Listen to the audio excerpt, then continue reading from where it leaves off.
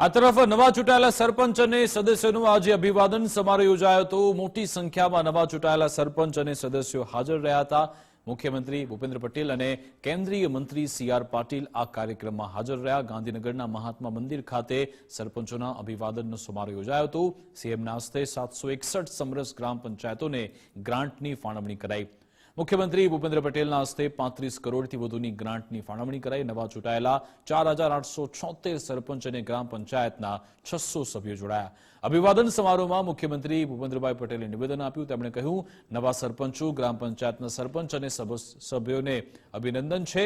PM મોદીના નેતૃત્વમાં દેશ સ્વરાજની શતાબ્દી તરફ આગળ વધ્યો। તમે સૌ ગામના વિકાસના પિલ્લર છો। સર્વાનુમતે સમરસ ગ્રામ પંચાયત પીએમ મોદીના વિચારથી બની છે। આજે આપણા માટે પણ ગૌરવની વાત છે કે આ વખતની ગ્રામ પંચાયતની ચૂંટણીમાં રેકોર્ડ બ્રેક 761 ગ્રામ પંચાયતો સમરસ થઈ છે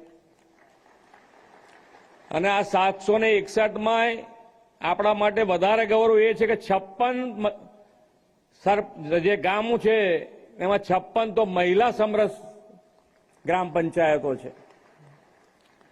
આવી સમરસ પંચાયતોની દર વખતે વધતી સંખ્યા સામાજિક સમરસતા સાથેના સર્વાંગી વિકાસના મોદી સાહેબના વિચારને બળ આપે છે।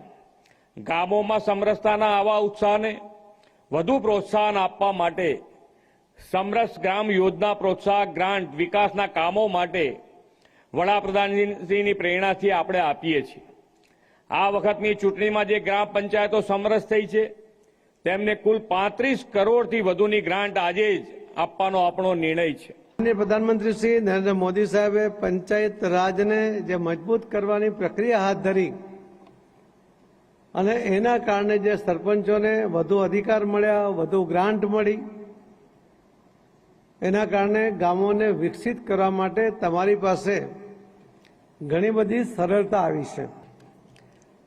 પણ મિત્રો, જ્યારે આ જવાબદારી તમને ગામ લોકોએ આપી હોય ત્યારે આ દેશના લોકશાહીને મજબૂત કરવા માટે, દેશને વિકસિત કરવા માટે, સર્વાંગી વિકાસ શું હોઈ શકે એ જે મોદી સાહેબે ગુજરાતને, દેશને અને દુનિયાને બતાવ્યું છે એ હવે વધુ મજબૂત કરવાની જવાબદારી માનનીય પ્રધાનમંત્રી મોદી સાહેબે તમારા બધા પર વિશ્વાસ કરીને તમને આપી છે।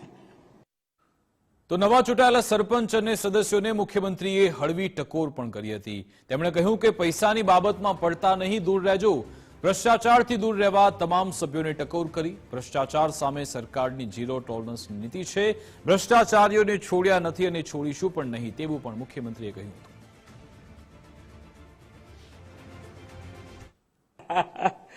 પૈસાની વાત મને કીધી એટલે કહી દઉં કે પૈસા પાછળ પડવા જેવું નથી,